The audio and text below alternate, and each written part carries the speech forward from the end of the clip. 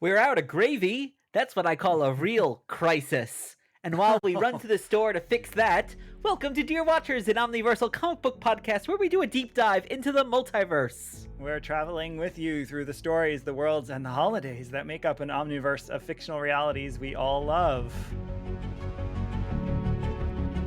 And your watchers on this journey are me, Guido Clutterbuck. and that name will only make sense to people who've read what we've read or later in the episode. And if you can have a Batman, can't you have a Turkey Man? That could be me, Rob. Wow. I mean, what is the, I don't know, you need some catch line. That's not Gobble Gobble. That's too obvious. Yeah. Well, I'm going to knock the stuffing out of you. There it is. All right. Right off the top of my head. Look at that. And you know, a turkey is just as intimidating or more intimidating than a robin, probably, right? So why can't you have a turkey more, man? For sure. Yeah. Exactly. Well, before we begin our trip through the holidays and Gotham City, Guido, what's new in our section of the multiverse?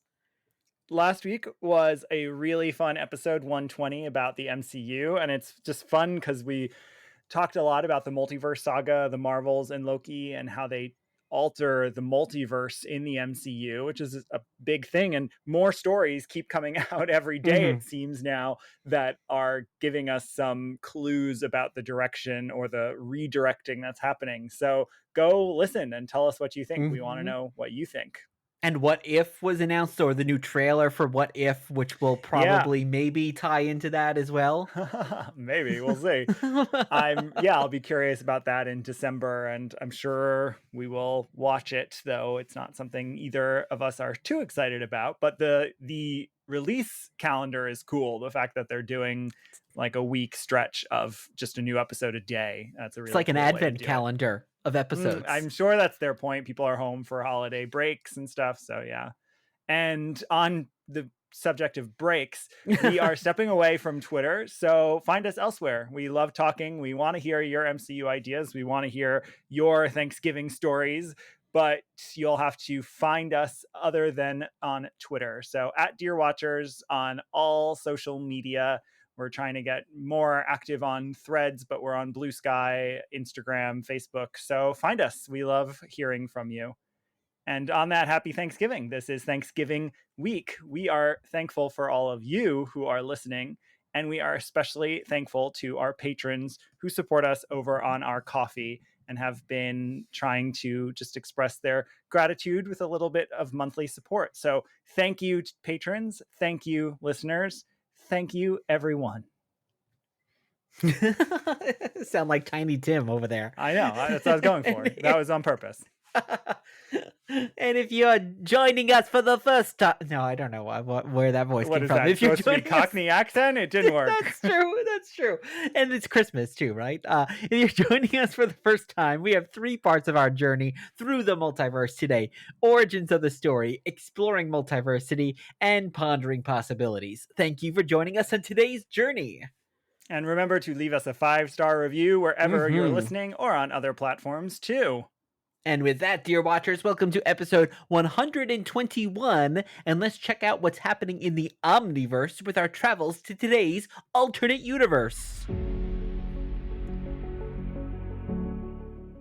Today we gobble up some DC comics and ask the question, what if Harley Quinn tried to destroy all DC comic book events while saving her family Thanksgiving? Yes, this is a weird Earth. It takes place a little bit in what was Earth Prime at the time for DC, but of course there's a lot of meta stuff going on that takes place in the pages of a comic book within that world. So this Earth doesn't really have a designation. We'll call it Earth Turkey Harley. I don't know. Turkey Quinn. Earth Turkey Quinn. So on Harley, we actually have not dug too deep into her, though she is rather multiversal spanning these days in her title. We discussed her first in episode 103 when we talked Ivy and Harley for Pride Month and their amazing relationship and their origin in the animated series. Then shortly after in 106, we had special guest friend of the show, author Tim Hanley, on to look at their crossover with Betty and Veronica, but we have never focused in on the, I don't know, is she the queen prince of crime? I have no idea. I hope no one's, I'm sure someone has called her that, but luckily it didn't stick. We've never focused in on Harley Quinn, one Harleen Frances Quinzel alone. So let's give a little bit more background on Harley. Yeah, so Harley Quinn was created by Paul Dini and Bruce Timm for Batman the Animated Series, first appearing in the episode Joker's Favor from September 1992. It's kind of a bottle episode where Batman only has a small role. Harley's origin really isn't revealed there. What does that mean? Well, like, it's standalone episode rather than like being part of the bigger story. It's like so it mostly focuses on Joker. Batman doesn't really play a big part in it. And yeah, she was inspired by the female Malls from Batman 66, because all those villains, like Egghead had his egg-themed henchmen. All the henchmen always had the female Mall that was with them. So Paul Dini thought, oh, that would be great for the Joker to really play off of, have his personality come out of that. And he actually saw his college friend, the late Arlene Sorkin, play a jester on a dream sequence of a show that, Guido, I know is near and dear to your heart. I would love one day of to Our cover Lives. it. We need to find a way. There's never been a comic book adaptation, but we need to cover it, and we can get Frank Pitarisi on. But yes, she played one Calliope Jones, I think was her surname. But yes, Calliope, that was the name. I remember well. She was a great character and real hoot, and so I totally can see the inspiration. Yeah, he saw her on that and was like, oh, she would be great to cast in this part. And Sorkin based the role on Miss Adelaide from Guys and Dolls or Judy Holliday, that kind of, again, old-timey gangster mall kind of type character, which I love. And Harley was a huge hit, although this is crazy. She was only in 9 episodes of Batman the Animated Series. It's the same thing with Batman 66. You go, oh, that character must have been in so many, and they're in like 2. But she was only in that 9 one episodes. Even more so. But 9 is she's probably only behind the core cast. So if you remove Commissioner Gordon and Bullock and Alfred and all of them, she's probably not far behind the core cast since it was so episodic. I think probably even the people that are so iconic to us on that show, like Mr. Freeze, I bet was only I'm sure half that number of episodes. Yeah. So, and she did reoccur on a lot of other series because she was such a successful character right off the bat. Set in the same universe, of course. Yeah, she was on Superman the Animated Series, Static Shock. She was on Batman Beyond. So a lot of those to Batman things. the Animated Series, New Adventures of Batman. And then in other media, she was actually going to be the villain as Joker's daughter, not his love interest, his daughter, in the 5th film in the Burton Schumacher world. But of course, that series did not continue after Batman and Robin. Then outside of animation, Mia Sara portrayed her in the ill-fated TV show Birds of Prey. Ill-fated is rude. I love that show, but it was short. It was brief. It didn't last. Let's call it brief. Exactly. The character had a cameo appearance on Arrow, was set for a bigger role, but Suicide Squad was happening, so they didn't want to step on that, so that character was axed there. She also, a character based on Harley, appears in Gotham. I didn't know this. In podcast, she was voiced by Gillian Jacobs and Christina Ricci, 2 excellent actors who I could totally see being Harley. And then, of course, Margot Robbie has been her in Suicide Squad 1, 2, and Birds of Prey. Kaley Cuoco has voiced her on the hilarious self-titled HBO Max series, which was just renewed for a 5th season. And finally, good news. Yes, love that. And finally, Ms. Lady Gaga will be playing her in the Joker sequel coming up next year. Yeah. I don't know. Maybe HBO, maybe Warner Brothers can can that one like they do all the good projects like Coyote and Roadrunner. Yeah, you're not really hiding your poker face here, Guido. Oh, good cover. So a bit on Harley in comic books, though, because as we did mention briefly in our Harley and Ivy episode, of course, so unusual, not unheard of. X-23, also known as Wolverine, was a similar character who debuted on a cartoon and then made her way into comics. So not unheard of, but it is unusual. And So in comics, she shows up in September 1993, a year later, in Batman Adventures. So it's not Prime Earth canon, it's not comic book continuity. It's the books that are not adaptations of the TV show, but are set in the TV show universe. Similarly, she's in the much more famous Mad Love special, also set in the Batman Adventures universe, and that tells her origin in February 1994. It is very similar to the origin that ends up in comic book continuity we'll talk about today. Then in 97, an Elseworlds we haven't yet covered, Thrill Killer, has a version of her show up again. So it's not actually until 1999 that she's placed in what is the DC Prime Earth at the time in Batman Harley Quinn one-shot oversized special, which we'll talk about today.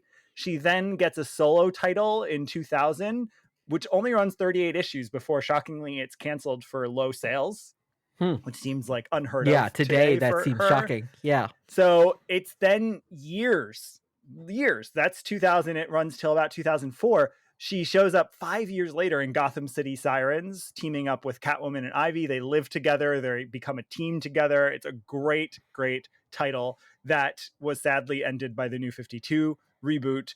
In that reboot, she shows up in the Suicide Squad as a member of the Suicide Squad, gets her own solo title in the New 52 universe starting in 2014. That runs 30 issues. It's rebooted in DC Rebirth for a 75-issue run that is what we get into today.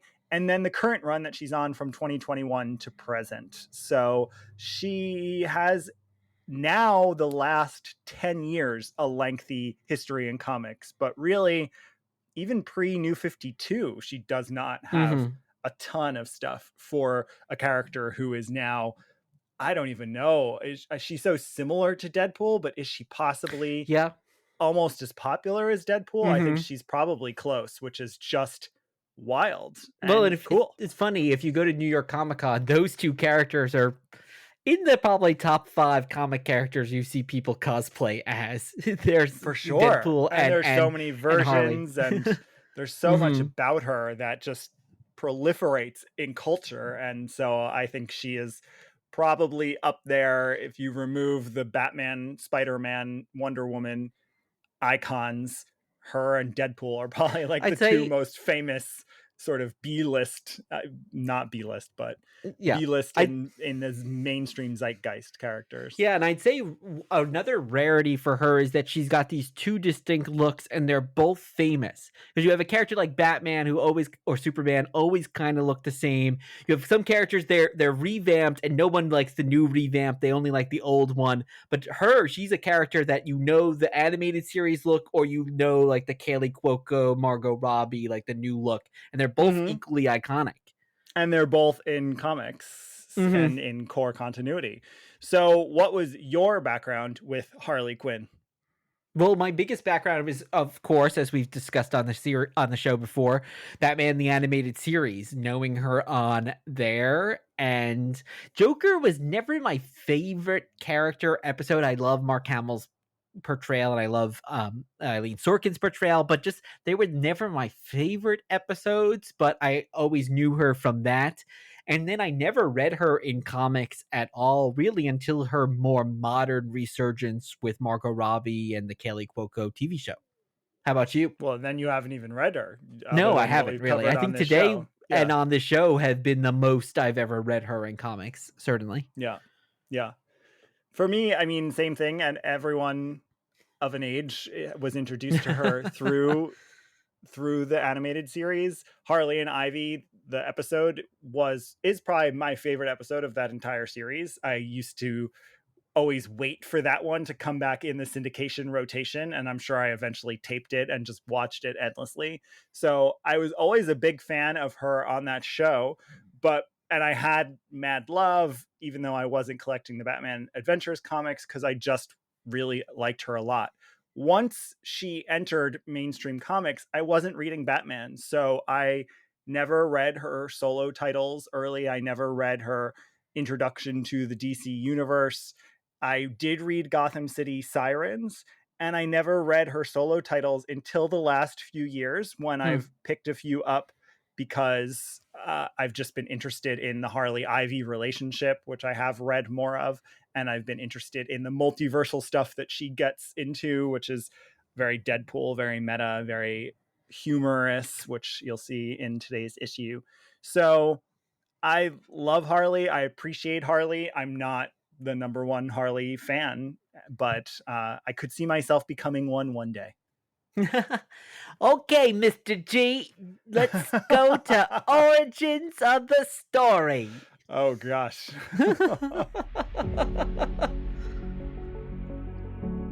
Right now on this very show, you're going to get the answer to all your questions. Our amazing story begins a few years ago. And first up today is Batman, Harley Quinn #1 from DC Comics. This is from October 1999. So this is written by Paul Dini, co-creator of the character with Bruce Timm, though Arlene Sorkin should also really be credited as the third co-creator of this character. Penciled by Yvel Guichet, inked by Aaron Saad, colored and separated by Richard Horry and Tanya Horry, lettered by Willie Schubert, edited by Darren Vincenzo.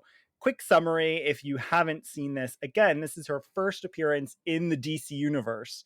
So Ivy meets Harley, who at this point is under a pile of rubble, had fallen victim to Joker trying to rocket her into outer space.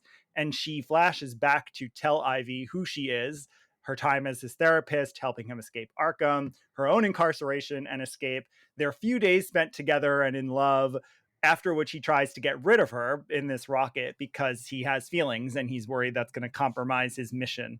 So Harley leads Batman to Joker, only to, of course, betray Batman and end up with Joker again. Mm-hmm. So that's a quick summary for an oversized long issue. Yes. Yeah. So what do you think of this introduction to Harley? Well, first off, I've seen this cover by Alex Ross in every comic book store I've ever gone to, or at New York Comic Con. It's stunning. Yeah. I mean, such a great Alex cover. Ross is always stunning, but this one, the Joker is so dark and creepy. Mm-hmm. Harley is so iconically Harley in it. It's just a great, great image. So I was excited to finally read it because this is a cover that I've seen since middle school. And yeah, I think I really liked it a lot. And I love that she is this unreliable narrator throughout the story, because we're seeing her story and we're hearing her tell Poison Ivy about it, but her narration often doesn't match up with what's actually happening, because she'll say, oh, the Joker and I had a marvelous evening, and like she's talking and the Joker's watching TV and he drugs her and she wakes up yeah, she was like, oh, we had a fabulous like champagne toast, and it's, oh no, she actually got drugged. So I love that they're playing with that, her delusion there over the character, because you do go, oh, why is Harley in love with the Joker? And you do see that, oh no, this is her delusion and how it's playing out throughout the whole. And they keep in also, I think, the aspect of the anti-hero as well, that she is helping Batman, but she's also hindering him. She has her own motivations as well. Yeah, I agree. I think what is striking to me is just how much of Harley, who at this point has existed for 7 years, and somehow, of course, in part because it's the person who had been writing her since the beginning, Paul Dini was able to take everything we know about Harley and package it into this. Even though this is her first entry into the DC universe, it just works. It has every dynamic. It has her resentment of Joker, even though she has this attachment she can't separate from herself.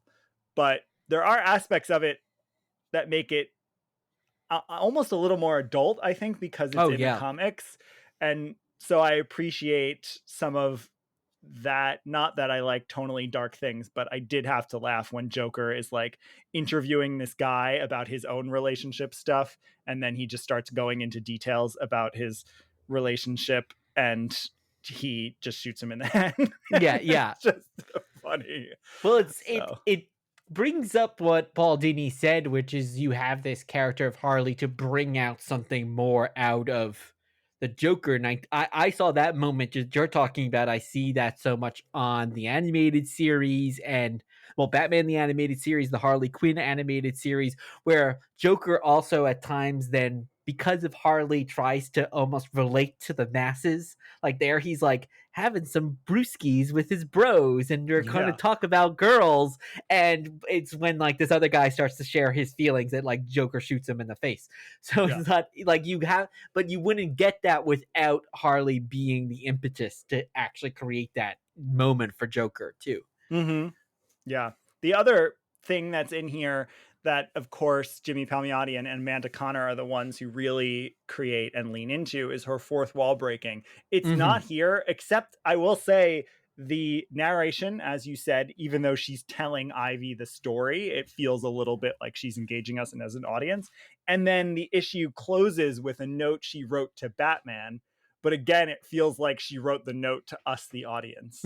So it was fun to see what maybe were shades of like a fourth wall breaking character that then I think Amanda and Jimmy picked up on and really brought into who she is as a character. So, and yeah. I was kind of surprised that it starts basically with her and Ivy and is very much the same kind of dynamic that they have on the Harley Quinn animated show, where Harley is very composed for the most part and in control. Ivy is very much composed and in control. Yeah. And Harley is chaos. But I was like, oh, right away, even though it's not romantic here, some of the way that they even talk to each other, especially some of the way Ivy talks to Harley, has some underpinnings of romance, or just the fact and just them together on screen. I'm curious, or on the page. I'm just curious. I guess they always just felt like, oh, these characters go so well We together. talked Maybe about in our because of the Pride episode that personalities. Paul Dini saw it there and wanted to go there, but of course he was writing for a children's cartoon show in the 1990s, so he couldn't take it there. So, and I'm sure in 1999 DC Comics wouldn't have let him anyway. So I think that is the intent from the very beginning, is to have these characters have a burgeoning love and intimacy. But so it is cool that it's there, and it's there because she debuts with Ivy in the TV show, right? So they've always been linked in every medium that they've been in. And this, of course, being the comic book one. And it's fun that I don't know if this is revisited again, since I'm not a Harvey expert, if it's still a part of Harley's character that Ivy gave her a bit of a power boost. It was mentioned in the one of the other comics that we covered, the one I think it was for the Archie crossover, that she is given elevated agility, because that shocked me knowing her mostly from the animated series, the original Batman animated series, where she doesn't really seem to have any powers. That here she's just I guess slightly in a boosted. comic they want her to be an actual threat to Batman. So yeah, Ivy gives her the boost, and I guess it's still a part of the character. So that was cool to see too. Well, on that note, though, too, on the threat to Batman, I think we talked about this when we talked about her other appearance. I mean, the one thing I think with this character, or all the other female characters in the Batman world, is that the female villains, I should say, is they're all portrayed as anti-heroes. So Catwoman, Talia al Ghul, and Harley, they all have that moment of Batman trying to take them back from the darkness. So, I mean, I don't know. Maybe they just didn't ever feel like could go all the way with a female character. I'm not an Ivy expert, but I don't know if that was true with Ivy until the more modern, like last 10 years. And even on the most recent season of Harley, like Ivy is running the League of Doom and Harley is one of the Bat family. So you even get it there that Harley's the one with morals and Ivy is the one who's like really much more of a villain, other than she loves Harley. Yeah, and maybe our listeners can write to us on any social media that's not Twitter and let us know, is there a real evil, all-out evil Batman female villain out there? I'd love to know who that is. And if they ever were like, okay, let's actually have a female villain who's truly evil and not a little bit on the edge. Women are just morally superior, that's all. Well, let us pull up to the dining room table, get all of our fixins in for exploring multiversity.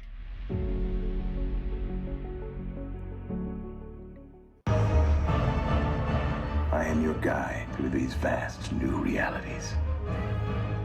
Follow me and ponder the question,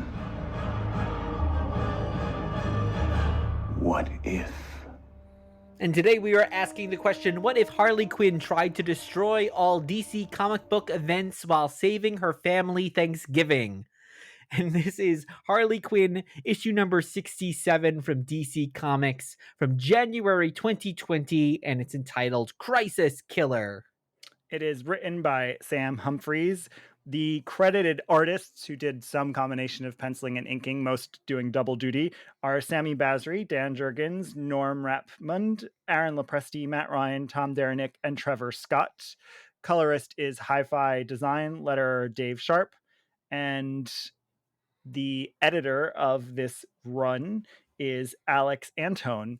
This is late to mid of Sam Humphries' run on Harley Quinn. So he takes over for this book somewhere in the 40s, maybe, I think. And this is 67, and he continues until it wraps, I think. So a quick summary, if you're not familiar with the book, it is very meta, of course. It's Sam Humphries. No big surprise there. This is his bread and butter, is meta comedy. And so Harley is also part of a comic telling her adventures, all written by one Meredith Clutterbuck, who's introduced earlier in Sam Humphries' run. So we know that this meta universe exists where Harley's reading a comic that she's also in. So in Prime Earth, though, Harley's mom has died, and this is a Year of the Villain tie-in in which Harley's mom has died, and that becomes really important. She wants her father and her brothers to have Thanksgiving dinner together, and in her comic book, meanwhile, she's with Booster Gold trying to stop crisis events from happening. Because this is Year of the Villain, she decides she hates crises. And this is where it's like hilarious, because Year of the Villain is also a very strange event. She decides she hates these events because this one caused her mother to die. And so we flash back and forth between current Prime Earth and in the comic book Earth. She's going from event to event with some really funny quips and moments, from Final Crisis to Infinite Crisis to Crisis Not Infinite Earths. And in current continuity, Harley's going from family member to family member, trying to convince them to have Thanksgiving dinner with her. So she ultimately, in the end, realizes that comic book events are not too different from Thanksgiving dinner that she was trying to convince her family to have. They're a chance to overcome your internal struggles with people you love who help each other in dark times and realize they're better together than apart.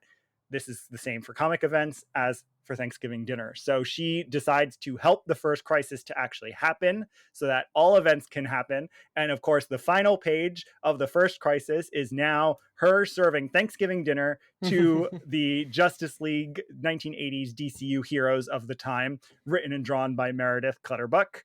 And back on Prime Earth, in our Earth, she is waiting for her family who never shows up to dinner. She decides to hold up a van in a pilgrim costume, of course, and go on her adventures to get herself to her Christmas celebration next.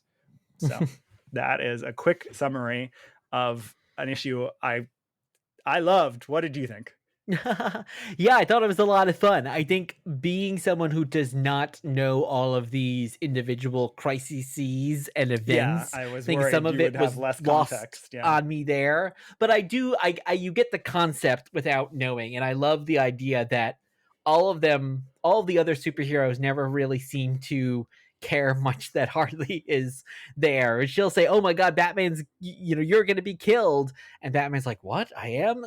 So Yeah, well, because he does die in Final Crisis, of course. Yes. That's what. So they react a little bit. They like, "Oh my God, the dark side's going to appear," or stuff like that. But none of them really none of them ever go, "Who is this person who's here that I don't know?" or "Harley," or what are you doing here? Like, they don't have that moment, which I like. That it's just like, okay, we're just going to accept that she's here, and that they're just going to react as if this is every day.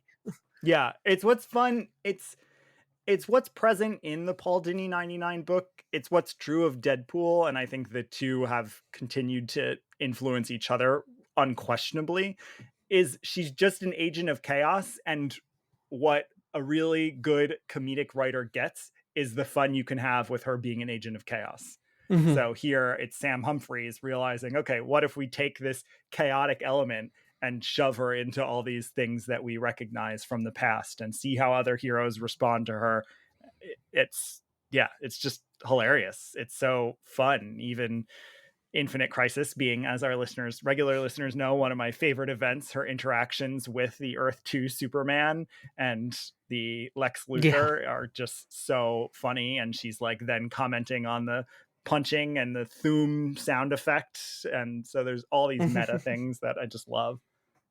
Well, what's interesting though is that you said that she's the agent of chaos, but in the real world, Uh-huh. she has to force to be the opposite. She's the Mhm. one who's trying to be the stable force to get her dad out of his depression and bring her three brothers together. And they're all saying like, what's the running joke throughout the whole comic is they're asking her, what's wrong? Why are you here? And she's like, because it's Thanksgiving.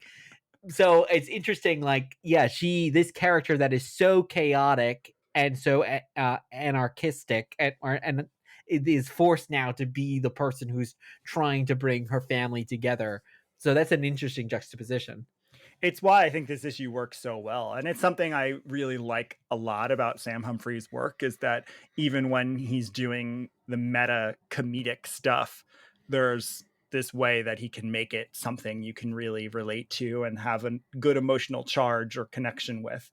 And I think that works so well here, even down to like the fact that one of the scenes in the current Earth that is the more sort of depressing or emo part of the story, like she's going to the bathroom, like you're listening to her Mhm. dialogue with her father while she's sitting on the toilet. Like, so it just, the book does such a good job of taking all those aspects of her and juxtaposing them, as you said, in a way though that doesn't rob you of any emotional sentiment for it, I'd say.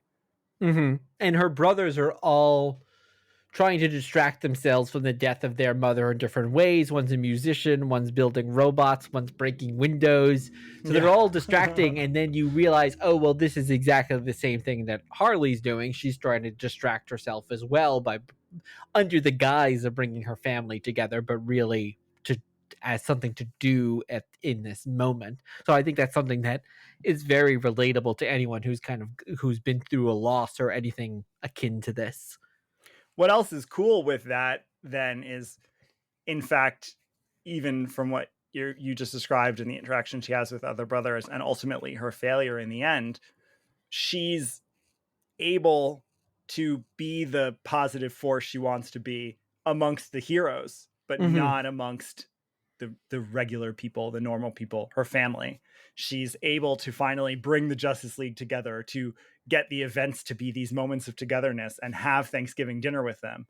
But then in the real world, she fails. Mhm. And So I think that's another also great story for any superhero story, that dichotomy of yes, what I can't do as a normal person, I can do as a hero. true. It's there in Batman so much, right? He can't function as a human being, but he can be Yeah, this he great can't care hero. for anyone as Bruce Wayne, but as Batman, like he can take care of so many people. Yeah. And so much of us, I think, have dealt with this in our own lives in obviously less exaggerated ways, but so many of us can be going through this hard time, go to work and solve these great problems, right? But then we come home and That's we true. go like, That's true. "Oh, I can't deal with anything." But when you're at work or you're out with friends, suddenly like it's a totally different scenario as when you're with sometimes like your loved ones.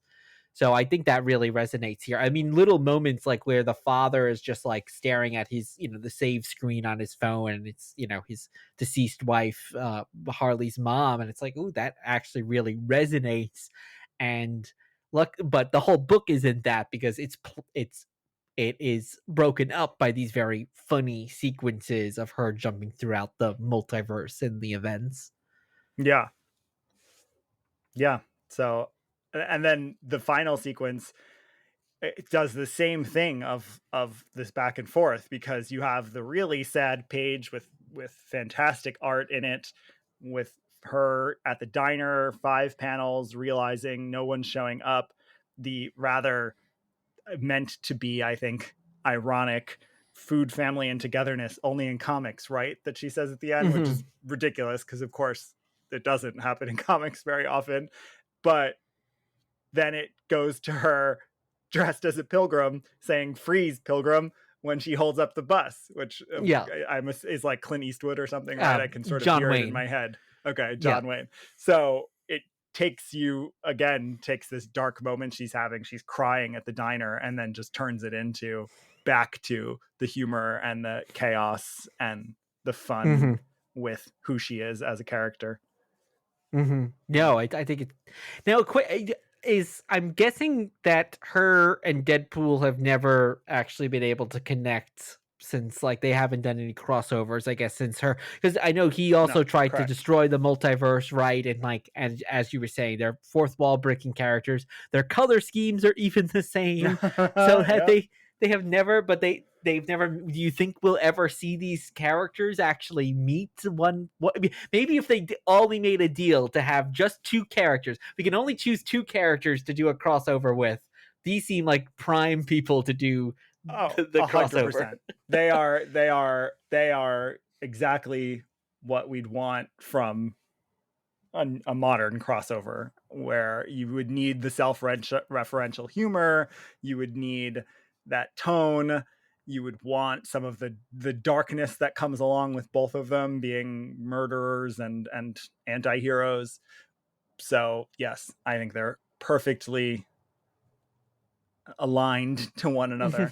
In fact, now you're making me wonder, could Margot Robbie show up in Deadpool 3 next year? I'm not gonna bet on it, but I will dream a little bit about that possibility, because I think on screen they represent the same thing, because Ryan Reynolds and Margot Robbie, I think, both inhabit these characters perfectly. So I think that they would have so much fun together.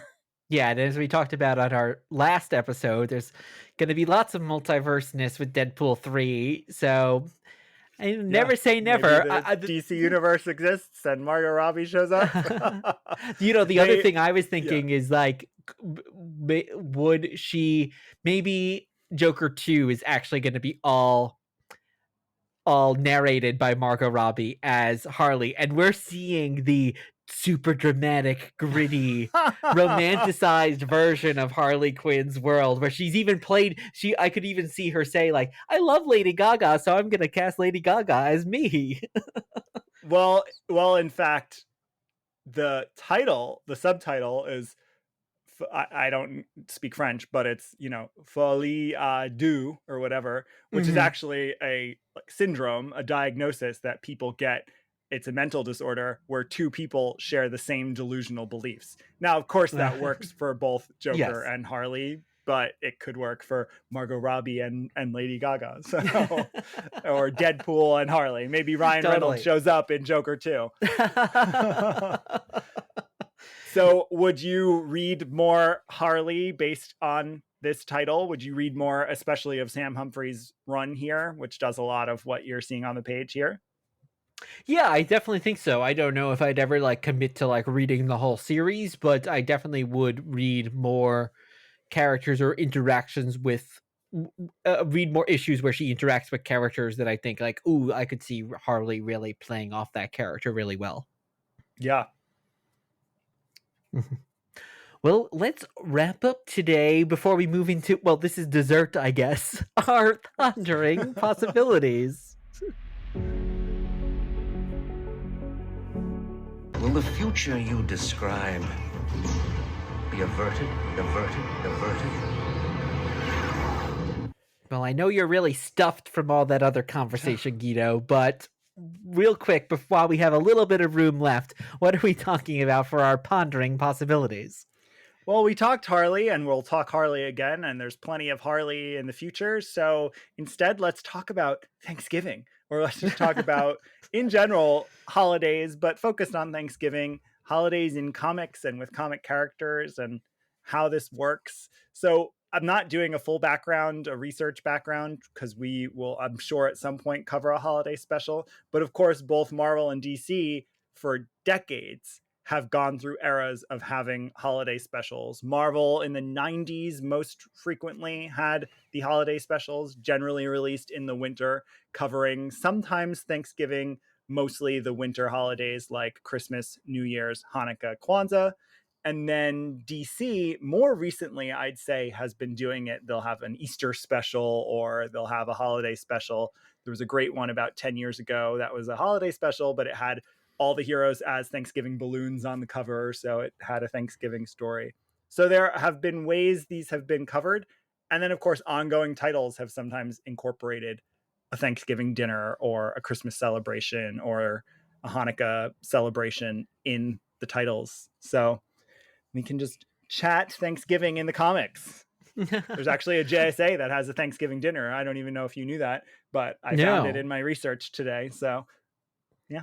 Well, Thanksgiving is a great holiday, I think, to represent in the comics, since it is also a non-denominational holiday. I know there's been certainly many Christmas holiday specials, as you just said, but Thanksgiving just allows it to be, it's pretty much everybody.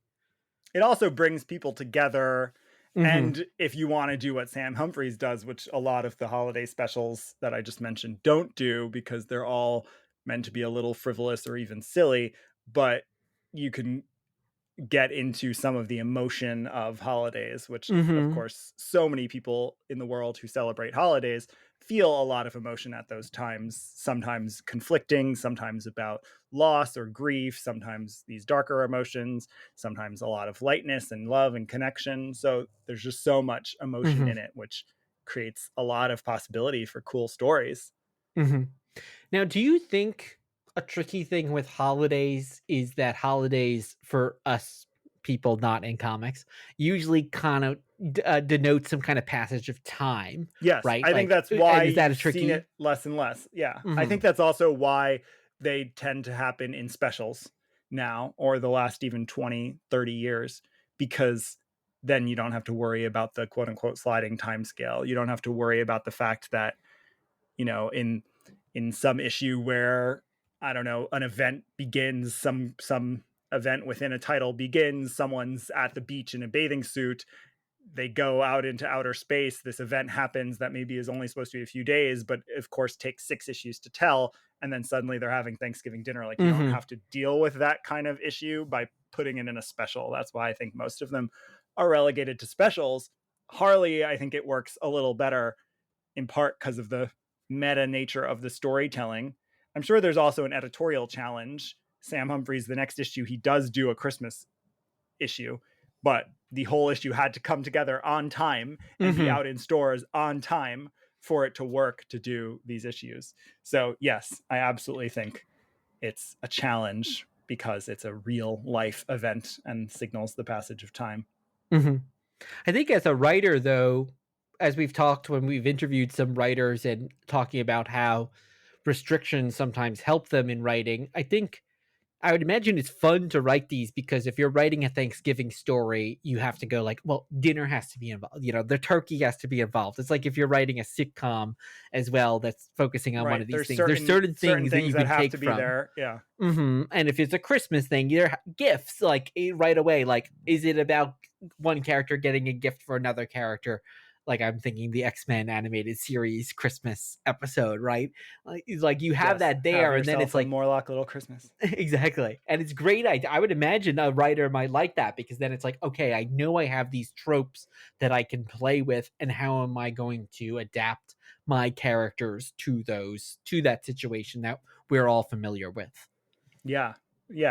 Well, and the other challenge, though, is not retreading, but I think that's true. Generally not an issue because we haven't seen too many superheroes at holidays stories being told out there. Though I think retreading is complicated in general, right? Because there's only so many tropes to go around without feeling, oh, I've seen this on Peanuts or whatever.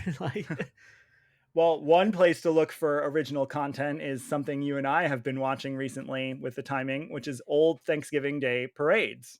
And the presence of comics has been pretty minimal over the years, but there are some gems out there, like the Marvel float in I think it was the 88 parade. Yeah, I think so. And oh my gosh, we were watching it and it's for some inexplicable reason, a Harlem Children's Choir is on the float with the Marvel characters, and you have like Emma Frost reacting to the music, and then there are these giant covers of comics that she then like pushes out of the way to reveal the heroes. It's really wacky, and someone should turn that into a comic book story because I it's think so strange. You've got Spider-Man, Captain America, Iron Man, the Hulk, Wolverine, Silver Surfer. and then the two really weird ones are Silver Surfer and Emma Frost, who it's like, whoa, these characters are really random. Yeah, Emma Frost is a strange one there. I guess she looks fairly wintry in her look. Oh, maybe that was the motivation, because I don't know, but I'm glad it happened, and I'm glad it was captured on television broadcast for all time, because it is just great. So, and I don't know if there's still a Superman balloon, but I remember growing up all the time. I think Superman was in almost all of the parades as a balloon. Spider-Man too. Yeah, the two of them. Yeah, I don't think. I never really remember. Probably the only two characters who've had balloons. Of course, there are like comic strip characters who've had balloons, but I don't think there's ever been a superhero balloon that's not the two of them. But I could be mistaken. And I know on one of our favorite other podcasts, the Purple Stuff podcast, I know they talked about where they probably around 89 where they did a Batman float, and it's the Joker on the float with the balloons. And of course, like that's what he does in the movie to try to kill everybody. So it's a very odd choice that they made. But yeah, there are some real highlights back there in those Thanksgiving Day parades for comics. And it was fun to see Thanksgiving show up in a comic today. Well, that is a wrap for us, because we have to start the turkey. Start basting. So, dear watchers, thank you. This Thanksgiving, we're thankful for you listening. I have been Guido Clutterbuck. And I have been Rob.